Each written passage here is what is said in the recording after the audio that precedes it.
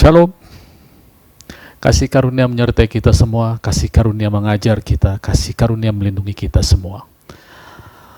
Bapak Ibu Saudara, saat ini saya ingin bicara mengenai satu topik yang sering kali kita bahas di pertemuan-pertemuan ibadah, tapi beberapa hari ini cukup menggelitik dan cukup naik ke permukaan yang membuat saya berpikir dan saya mulai bertanya kepada Roh Kudus dan menggali lagi lebih dalam, yaitu mengenai kasih. Mengapa kasih itu menjadi the greatest atau yang utama di dalam kehidupan ini, khususnya pada masa-masa seperti ini.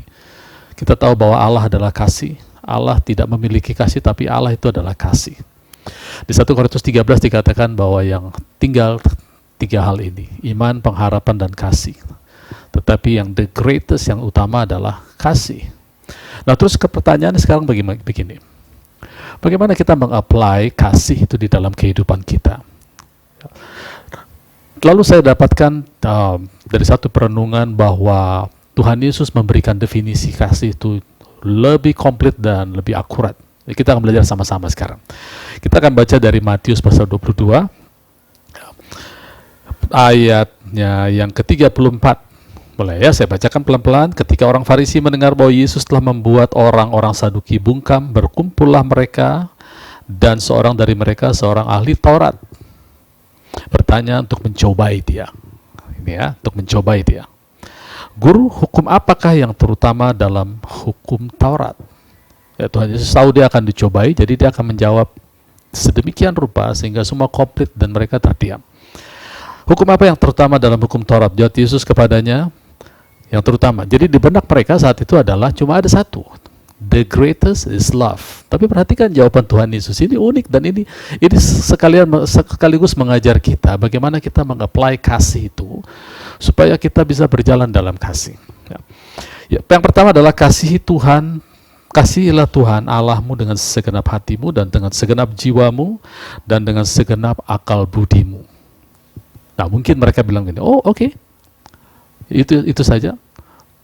Sebentar, kata Tuhan Yesus. Itu yang terutama dan yang utama. Ada yang kedua. Mungkin mereka bilang, loh, kalau terutama cuma satu dong. Tidak, di benak Allah tidak satu, tapi dua. Dan dikatakan, dan hukum yang kedua yang sama dan sejajar. Jadi ini tidak bisa dipisahkan, saudara. Ini satu kesatuan yang sama dan sejajar, yaitu kasihilah sesamamu manusia. Mungkin mereka bilang, oke, berarti dua ya, mengasihi Allah dan mengasihi sesama. Tidak. Tuhan Yesus bilang tidak seperti itu. Kita mengasihi sesama manusia seperti kita mengasihi diri sendiri. Loh, ada 3 berarti. Ya, itulah kasih yang komplit. Artinya, saudara, di dalam hal ini Tuhan Yesus mengajarkan kepada kita bagaimana kita mengerti ayat yang kita baca di 1 Korintus 13. The greatest is love, tapi love itu diuraikan oleh Tuhan Yesus. Apa itu? Bagaimana kita berjalan dalam kasih? Saudara, mungkin Bapak Ibu Saudara pernah mendengar bahwa iman bekerja oleh kasih. Betul ya? Iman tidak penting sunat atau tidak bersunat, yang penting iman yang bekerja oleh kasih. Lalu kita bilang begini, kalau kita tidak punya kasih, maka kita tidak akan punya iman. Oh tidak seperti itu. Tidak seperti itu. The greatest is love. Di 1 Korintus dikatakan, sekalipun engkau punya iman yang memindahkan gunung. Bayangkan, iman memindahkan gunung. Sekalipun engkau membagi-bagi segala sesuatu, bahkan engkau memberi diri untuk dibakar, tanpa kasih, semua seperti gong yang nyaring berbunyi. Jadi sekarang kita mulai melihat bagaimana, mengapa kasih itu penting. Betul, oleh kasih iman bekerja. Tapi iman bisa bekerja bukan karena orangnya, tetapi Allah membela firman-Nya. Dan kita lihat lagi ada 2 fakta lagi. Saya mau beritahu saudara supaya betul-betul kita fokus karena Allah adalah kasih. Yang kita cari adalah, yang kita rindukan adalah Allah sendiri, satu pribadi yang mengasihi kita. Saudara ingat pada saat murid-murid berkata kepada Tuhan Yesus, Tuhan, ada orang yang, kalau tidak salah dikatakan mengusir setan atau menyembuhkan penyakit, memakai namamu, dan itu mereka tidak masuk ke golongan kita. Kita apain orang itu? Yesus bilang begini, tidak usah diapa-apain, jangan diganggu, karena kalau mereka tidak menyerang kita, berarti mereka bersama kita. Berarti firman Tuhan mengatakan ada orang-orang yang beroperasi di dalam nama Yesus, dan mereka bisa berhasil Ya, beda dengan anak-anak Skewa, saudara. Anak-anak Skewa, kalau kita tahu ada di Kisah Rasul dikatakan anak-anak Skewa memakai nama Yesus, tapi roh jahatnya bilang, Yesus aku kenal, Paulus aku kenal, kamu siapa? Ya, mereka lalu kocar-kacir dicundangi oleh roh jahat. Tapi di sini Tuhan Yesus katakan, biarkan saja. Mereka tidak melawan kita, mereka bersama kita, di pihak kita. Jadi ada orang-orang yang bisa beroperasi dalam mukjizat pakai nama Yesus. Lalu kita bilang begini, oh kalau gitu gak apa-apa dong, tanpa mengenal Allah, yang penting kita berbuat baik kepada manusia lain, kita bisa pakai nama Yesus, kita bisa pakai nama Allah atau firman Allah. Tidak juga, saudara. Matius 7 mengatakan ayat 22-23, pada akhir zaman akan ada orang berseru-seru, Tuhan, bukankah aku bernubuat demi namamu, aku mengusir setan demi namamu. Tapi kata kuncinya di sini, Tuhan Yesus bilang, enyahlah engkau, aku tidak pernah mengenal engkau. Enyah dari hadapan engkau semua yang tidak melakukan kehendak Allah. Nah, saudara, dua ayat ini menyatakan bahwa memang bisa beroperasi dengan mukjizat tanpa mengenal Allah, dan itu tidak berkenan di hadapan Allah, sekalipun bisa, karena pada akhirnya Tuhan katakan, aku tidak mengenal engkau. Nah, saudara, jangan terburu-buru kita kenakan pasal 7, Matius pasal 7 ini, ayat 22, 23, dan 24 itu kepada anak-anak Tuhan. Jangan terlalu cepat menuduh, karena di situ Tuhan Yesus katakan ada kata kunci yang ditaruh oleh Tuhan atau oleh Roh Kudus supaya kita tidak salah paham. Ya, semua yang sudah mengenal Tuhan Yesus pernah dikenal. Galatia katakan sekarang setelah kita mengenal Allah, atau lebih baik setelah kita dikenal Allah. Artinya itu tidak serta-merta, saudara, sekali lagi tidak serta-merta itu applicable untuk gereja Tuhan, karena semua orang-orang sudah ditebus oleh Tuhan Yesus itu dikenal oleh Tuhan. Jadi kalau Tuhan pernah mengenal kita, Tuhan tidak akan pernah bicara, aku tidak pernah mengenal engkau. Karena dia Allah, bukan manusia, dia tidak bisa berbohong. Ya, tapi satu fakta yang kita lihat bahwa ternyata bisa melakukan mukjizat dengan iman tanpa kasih. Nah, kita kembali lagi ke pokok ini, saudara. Ya. Di sini dikatakan hukum yang pertama yang terutama dan hukum yang kedua, lalu dilanjut pas ayat terakhir ayat 40, pada hukum inilah bergantung seluruh hukum Taurat dan kitab para nabi. Bergantung seluruh the law, hukum, dan the prophet, perkataan nubuatan. Ya. Nah, sekarang ini dijelaskan lagi, saudara, oleh Matius pasal 7. Nah, saya mau tunjukkan, saudara, mengapa mengasihi Allah, mengasihi diri sendiri, dan mengasihi sesama itu satu kesatuan. Ya. Di Matius pasal 7, Tuhan Yesus juga bicara seperti ini, ayat 12. Segala sesuatu yang kamu kehendaki supaya orang perbuat kepadamu, perbuatlah demikian juga kepada mereka. Ya. Itulah isi seluruh hukum Taurat dan kitab para nabi. Itulah isi seluruh the law and the prophet. Apa itu isi itu? Rangkuman itu. Segala sesuatu yang kamu kehendaki supaya orang perbuat kepadamu, itu kasih kepada sesama dan mengasihi diri sendiri. Tetapi tidak ada muncul di sini kasihi Tuhan Allahmu dengan segenap hatimu, dengan segenap akal budimu.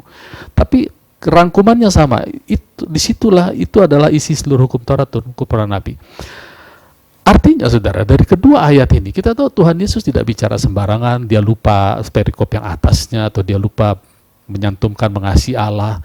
Artinya di mata Tuhan yang namanya kasih, the greatest atau yang terbesar adalah kasih. Itu tidak bisa dipisahkan antara mengasihi Allah, mengasihi sesama, dan mengasihi diri sendiri. Itu satu paket kita harus lakukan, karena semuanya itu adalah rangkuman dari hukum Taurat dan hukum para nabi. Ini uniknya Allah kita, bahwa Allah tidak pernah bicara satu-satu, tapi kebenarannya adalah composite truth. Saya menyimpang sedikit, ya. Saudara mungkin tahu bahwa kita pernah dengar bahwa hukum Taurat itu isinya ada 630 kurang lebih perintah, hukum Taurat. Lalu kita di bawah perjanjian baru, di bawah kasih karunia Allah, kita bilang kita nggak ada perintah. Itu agak kurang tepat, saudara, karena di Alkitab yang saya tahu aja perintah di bawah Tuhan Yesus itu udah puluhan, saudara. Kuduslah kamu, kasih sesamamu. Kemudian saya kasih yang berantai di 2 Petrus 1, kepada imanmu haruslah engkau dengan sungguh-sungguh menambahkan kepada imanmu kebajikan, kepada kebajikan pengetahuan, pada pengetahuan kesalehan. Kemudian beruntun terus pada kesalehan, penguasaan diri, lalu kasih akan sesama. Itu sudah berapa perintah, saudara? Lalu hendaklah engkau saling bertolong-tolongan, demikianlah engkau dihukum Kristus. Perintah lagi. Dan ada orang, saudara, hamba-hamba Tuhan yang menghitung berapa perintah di dalam perjanjian baru. Itu hampir 1000, saudara, lebih daripada perintah di dalam hukum Taurat. Loh, apakah ini berarti lebih sulit Pak hidup di bawah kasih karunia? Saya katakan, hidup di bawah kasih karunia itu bukan lebih sulit dari hukum Taurat. Mustahil tanpa Kristus. Karena langkah pertama, saudara, waktu kita mau hidup di bawah kasih karunia adalah kita harus menjadi ciptaan baru. Jadi mereka yang ada di dalam Kristus, mereka adalah ciptaan baru. Kemudian Allah mengatakan, aku akan diam di dalam mereka, aku akan bahasa Inggrisnya katakan, dwell in him and walk, dwell in them and walk with them. Diam di dalam mereka dan hidup di dalam mereka, aku akan menjadi Allah mereka, mereka akan menjadi umatku. Artinya saudara, kehidupan di dalam perjanjian baru itu perintahnya lebih banyak, tetapi bukan kita yang melakukan. Kita harus berani mengatakan, hidupku bukannya aku lagi, tetapi Kristus yang hidup di dalamku. Dan sekarang hidup yang kuhidupi sekarang adalah hidup oleh imannya anak Allah. King James bilang seperti itu. Hidup oleh the faith of the Son of God. Itu sebabnya saudara, yang melakukan sekarang adalah Kristus di dalam kita. Jadi tugas kita adalah mendengar. Nah, saya akan giring ini kepada bagaimana kita hidup di dalam mengasihi Allah. Karena saudara, semua perintah dalam perjanjian baru bukan sulit saudara. Mustahil tanpa kekuatan dari Kristus. Tapi kalau di dalam Kristus, maka kita akan mengalami hidup ini, hidup yang enak dan nyaman, Matius 11. Dan yang mengajari kita adalah satu pribadi yang lemah lembut, yang baik, yang membuat jiwa kita mendapatkan ketentraman. Ya, jadi sekalipun setiap kita punya kehidupan masing-masing, tapi Yesus datang mengatakan, aku datang supaya engkau memiliki hidup yang lain, yaitu hidup di dalamku yang disebut Kristus.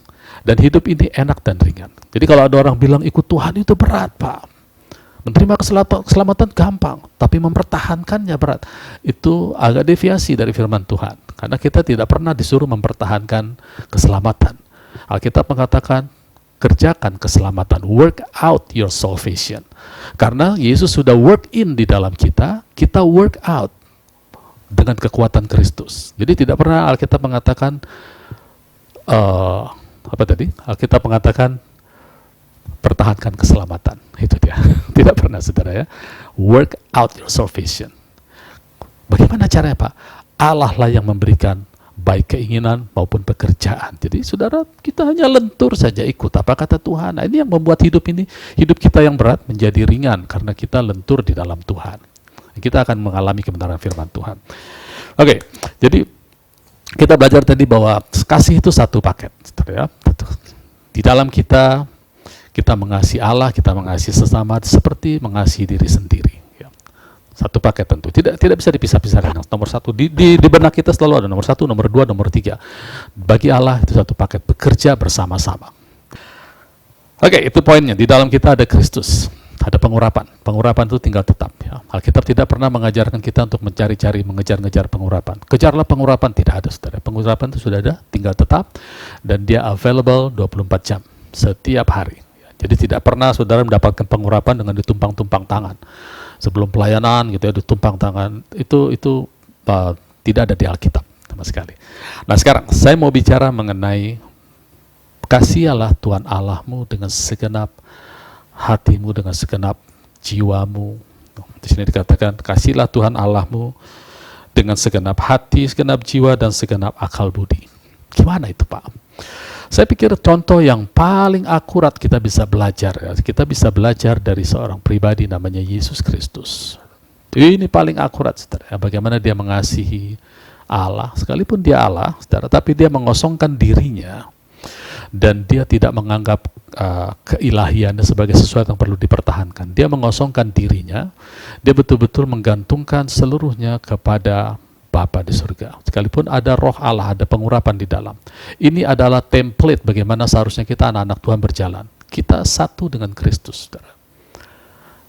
Kita satu dengan Kristus. Dan Allah, saudara tahu bahwa Allah juga bersikap seperti itu kepada kita. Saudara tahu mana lebih besar? Ya tadi kita bicara the greatest is love, kita mengasihi Allah, mengasihi sesama, mengasihi manusia, itu harus dalam satu paket yang sama. Karena dari sisi Allah, ya, saudara pernah renungkan ini luar biasa.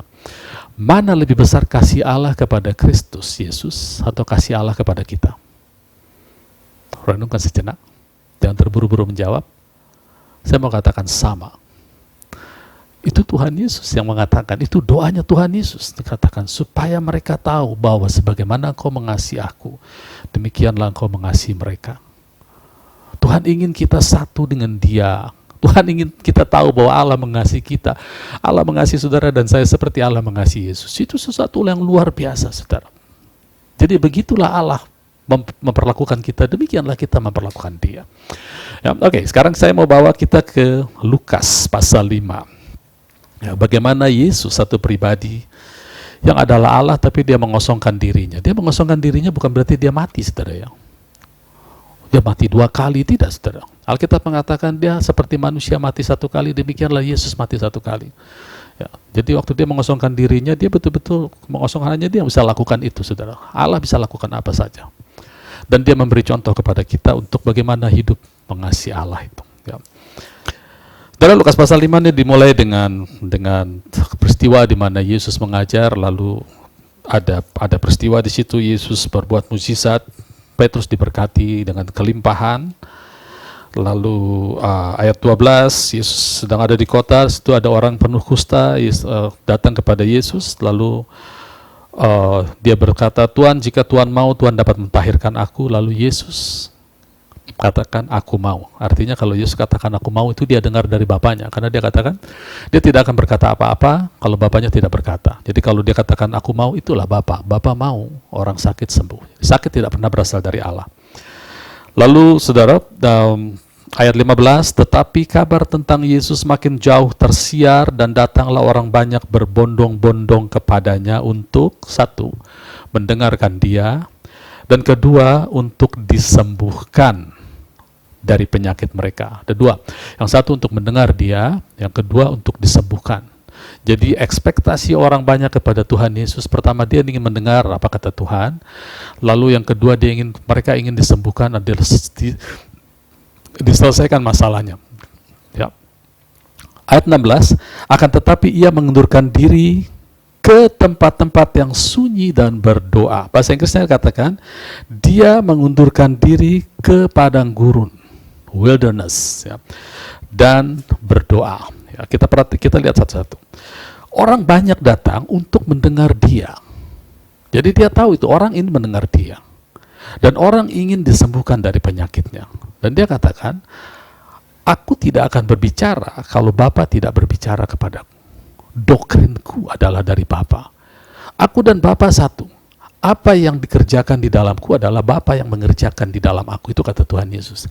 Jadi waktu orang banyak datang menghadap ke dia, ingin disembuhkan, ingin mendengar suaranya, ini ada satu tindakan yang tidak lazim, saudara ya. Kalau mungkin sekarang kita orang-orang, anak-anak Tuhan, begitu banyak orang datang ingin mendengar, lalu ingin disembuhkan, lalu kita set up meeting, KKR, atau kita set up seminar. Kalau perlu berapa hari, betul. Tapi Yesus tidak. Yesus katakan he himself withdraw. Dia menarik. Kalau dia menarik diri, dia menarik diri dari sesuatu, dari satu kondisi, lalu dia masuk kepada kondisi yang lain, saudara. Jadi dia sendiri yang melakukan itu. Apa maksudnya? Maksud saya begini, saudara. Setiap kita itu ada di satu lingkungan tertentu. Dan kalau kita menarik, kita masuk ke dalam satu lingkungan tertentu yang sesuai dengan pilihan kita. Kita ada di lingkungan pelayanan, kita ada di lingkungan organisasi, kita ada di lingkungan apapun itu. Ya. Tapi di sini kita belajar bagaimana mengasihi Allah. Yesus menarik diri dari, saya tidak melebih-lebihkan saudara, dari pelayanan. Untuk apa? Karena dia tahu orang ingin dengar dia, sementara dia tidak akan berbicara kalau Bapaknya tidak bicara. Jadi dia masuk ke dalam wilderness, satu tempat. Kalau kita lihat kamus, ya, wilderness atau padang gurun itu adalah satu tempat yang terisolasi dari suara manusia. Dia hanya mau dengar Bapaknya. Dan padang gurun ini, saudara, di kitab Markus dikatakan, ini tempat di mana ada binatang-binatang buas, tempat di mana Yesus pernah dilayani oleh para malaikat. Di kumpulan, di tengah-tengah binatang-binatang buas. Ini satu tempat yang betul-betul terisolasi dari manusia. Ya. Kalau sekarang, saudara, kita agak sulit mencari tempat seperti ini. Ya, agak sulit, khususnya kita di kota. Bahkan kita di kamar doa saya seperti ini saja, saudara. Di kamar kerja saya ini, saya bisa menyendiri di kamar, tapi saya membawa ratusan orang di dalam handphone saya, ratusan. Saya bisa komunikasi dengan mereka. Jadi artinya proses isolasi itu betul-betul kita betul-betul kita perlu menguasai diri. Saya mau mengisolasi, saya mau dengar suara Allah. Nah, Yesus lakukan ini karena dia tahu bahwa apa yang ingin orang dengar itu adalah apa yang Bapa katakan. Yang mereka perlukan adalah perkataan Bapa.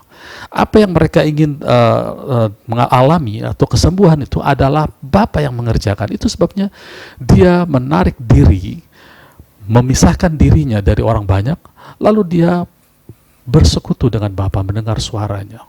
Apa yang Bapa ingin sampaikan. Saya pikir saudara, ini adalah satu contoh yang real bagaimana kita mengasihi Bapa dengan segenap hati. Karena definisi kasih yang Alkitab katakan adalah barang siapa yang memiliki firmanku, memegang firmanku. Bahasa Inggrisnya katakan have my commandments and keeps it, taruh dalam hati, dialah yang mengasihi aku. Yesus katakan bahwa hukum-hukum Allah ada di dalam aku.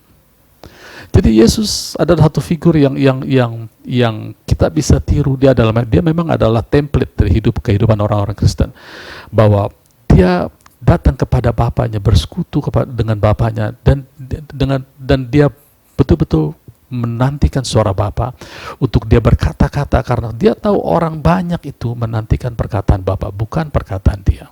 Bahkan ada satu ayat yang sangat membuat saya begitu kagum akan penundukan diri dia. Dia katakan, masih banyak yang aku mau katakan kepadamu, tapi apa yang kukatakan adalah apa yang kudengar dari dia. Artinya dia menahan diri, saudara. Ya.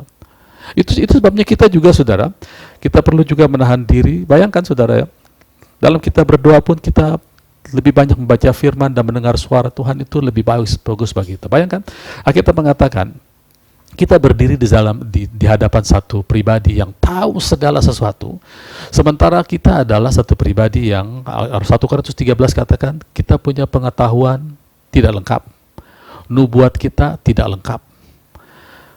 Dengan pengetahuan yang tidak lengkap dan nubuat tidak lengkap, bagaimana kita mau melengkapi jemaat atau melengkapi orang atau melengkapi apapun, lalu kita mengatakan bahwa kita tahu segalanya? Bukankah lebih baik kita lakukan apa yang Yesus lakukan, yaitu kita berdiam diri mendengar pada Tuhan di hadapan satu pribadi yang pengetahuannya tak terhingga, lengkap, dan nubuatannya, perkataan-perkataannya lengkap. Itu yang kita butuhkan, saudara. Oleh karena itu, saudara, saya ingin mengajak kita semua untuk bagaimana kita mengaplikasikan kasih itu. Yang pertama, kasih itu tidak bisa dipisahkan, yaitu mengasihi Allah seperti Yesus mengasihi Bapaknya. Ambil waktu-waktu di mana kita banyak mendengar suara Tuhan, banyak mendengar membaca firman Tuhan. Kemudian juga kita belajar untuk mengasihi diri sendiri, karena Efesus katakan tidak mungkin orang tidak mengasihi dirinya sendiri, melainkan merawatinya. Tentu kita ingin hal-hal baik terjadi kepada kita, dan apa yang ingin kita alami, maka kita dengan kekuatan Allah kita lakukan itu untuk semua orang yang ada di sekitar kita.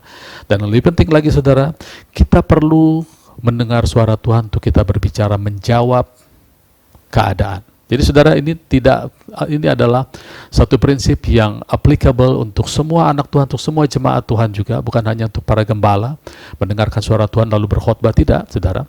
Ini untuk semua anak Tuhan, karena setiap hari keadaan kita berbicara kepada kita. Sudah lihat sekarang keadaan seperti ini berbicara. Semua melalui medsos, melalui apa yang kita dengar, apa yang kita baca, itu berbicara. Nah, kita harus menjawab. Kalau mereka semua keadaan berbicara tidak sesuai dengan apa yang firman Tuhan katakan, kita harus menjawab. Tentunya dengan firman Tuhan. Ya, ingat pada satu insiden, Tuhan Yesus ingin sedang berjalan menuju Yerusalem, lalu di tengah jalan dia lapar dan dia ingin makan buah ara. Lalu dia mendengar, lalu dia melihat ada pohon ara, lalu dia mendekat, dan dia tidak mendapati ada buah di situ. Lalu Alkitab mengatakan, maka dia berkata. Tapi bahasa Inggris, King James, dia disebutkan bahwa, and Jesus answered, menjawab. Bagaimana dia menjawab, padahal dia cuma melihat tidak ada buah ara, dan Alkitab mengatakan, Jesus answered. Artinya keadaan itu berbicara kepada kita. Sama sekarang, saudara. Kita bangun pagi, begitu kita keluar dari rumah, kita berjalan, keadaan berbicara. Jangan biarkan semua keadaan itu membuat kita tertekan. Kita harus menjawab itu. Itu sebab, saudara, mengapa kita perlu sekali bertumbuh dalam kasih, khususnya pada saat-saat seperti ini. Kita perlu sekali mengaplikasikan kasih, karena iman bekerja oleh kasih. Oke, bagian terakhir sebelum kita tutup. Tadi saya bicara bahwa tanpa kasih pun iman, Alkitab yang mengatakan bisa bekerja. Ada orang-orang yang beroperasi tanpa hubungan, tanpa relation, fellowship dengan Tuhan, dan bukan karena orang itu, tapi Tuhan membela firman-Nya. Saudara, tapi yang maksud saya di sini adalah bahwa kita perlu iman yang original, saudara. Ya. 1 Timotius 1 ayat 5 katakan, yang penting adalah kasih yang lahir dari iman dan dari iman yang tulus ikhlas. Di situ ada istilah iman yang tulus ikhlas. Dalam bahasa aslinya adalah iman yang tidak palsu, yang tidak meniru, yang tidak impersonate. Saudara tahu impersonate, orang yang meniru-niru orang lain. Jadi iman yang original. Jadi kalau ada iman yang tidak palsu, berarti ada iman yang palsu, yang ikut-ikutan. Orang ngomong apa dia ikut ngomong, tetapi sebetulnya dia tidak punya relationship. Kita tahu iman adalah living voice. Ya. Jadi ada orang-orang yang memang semua kita belajar dari ikut-ikutan orang, tapi kita harus sampai pada satu step di mana kita mendengar langsung dari Tuhan. Nah, saudara, apa bedanya iman yang palsu dan iman yang, atau saya katakan ini, apa bedanya iman yang kita dengar suara Tuhan langsung, atau kita hanya dengar pengkhotbah itu, atau siapapun anak-anak Tuhan bicara lalu kita ikut-ikutan? Apa bedanya, saudara? Kadang-kadang kelihatan sama, saudara. Kadang-kadang dalam beberapa insiden, saudara, di ibadah, hamba-hamba Tuhan mengatakan masing-masing kita berdoa untuk orang sekeliling kita semua, dan jangan ada yang takut, doakan, dan terjadi kesembuhan juga, saudara. Terjadi kesembuhan. Nah, saudara, kita tidak ingin kita puas di situ saja, tapi kita ingin mendengar suara Tuhan langsung. Saya ambil analogi begini. Saudara tahu kalau kita bicara jam tangan, kita tahu bahwa produsen jam tangan sampai saat ini yang bagus adalah dari Switzerland atau dari Swiss, bilang gitu ya. Jadi sekarang ada banyak jam tangan yang KW, yang palsu, tapi ada KW-nya, ada yang KW super gitu ya. Jadi kelihatan sama sekali gitu ya. Sama persis, dan daya tahannya juga bagus. Sekarang saudara, antara jam tangan yang palsu, yang KW gitu, dengan yang asli, apa bedanya, saudara? Kalau mereka bisa meniru dengan tepat sekali, lalu yang membedakan apa? Yang membedakan adalah yang membuat dan factory-nya. Ya. Kalau cuma yang membuat bisa pindah ke factory yang KW lalu melakukan hal yang sama, bisa. Tapi factory yang original ini yang tidak bisa dipalsu, saudara. Ya. Jadi sekalipun selalu ada bedanya, saudara, pada akhirnya waktu yang membuktikan bahwa jam yang asli itu akan lebih kuat, saudara, kualitasnya akan lebih bagus.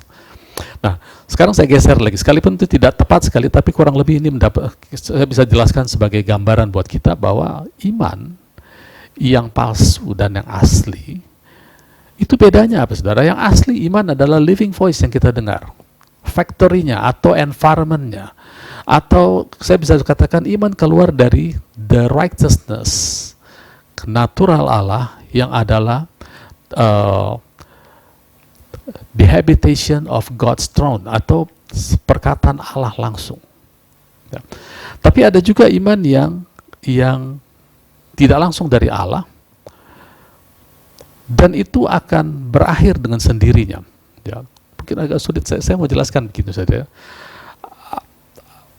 Seringkali orang melakukan sesuatu hal besar di bawah pengurapan atau di bawah otoritas orang-orang di atasnya. Tapi dia tidak belajar menggali langsung dari Tuhan, dan itu akan pada akhirnya akan surut dengan sendirinya. Tetapi orang yang memiliki fellowship dengan Tuhan, itu akan terus mengalir perkataan iman yang menyembuhkan orang dan menghibur orang selama dia masih bergaul dengan Tuhan. Tapi kalau dia juga akhirnya jenuh, mengalami kejenuhan, dan dia keluar dari pergaulan dengan Allah, dari mengasihi Allah itu, maka dia akan mulai mengering karena sumbernya itu sudah putus dari dia. Nah, saudara, maksud saya begini, mari kita cari yang original, saudara. Anak-anak Tuhan, kita cari yang original, kita ingin mendengar langsung dari Tuhan, kita ingin disegarkan langsung di hadiratnya setiap hari.